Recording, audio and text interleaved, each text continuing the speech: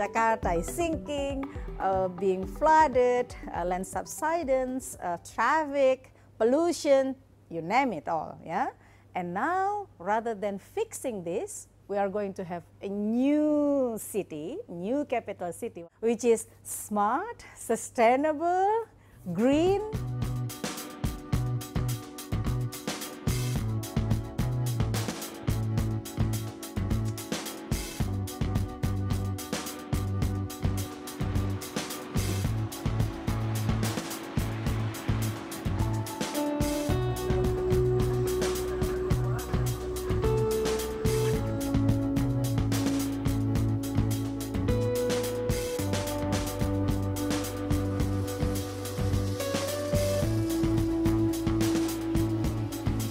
But even with the civil servants who are supposed to go, they are not also enthusiastic. And I think part of the reason was the schools are not ready.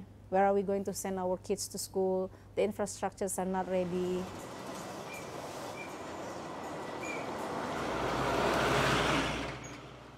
I think the main problem is the water scarcity. They don't have enough water. And that's why they would like to have this, or catching the water, yeah? Reserve the water. And they don't want this to be flooded like Jakarta.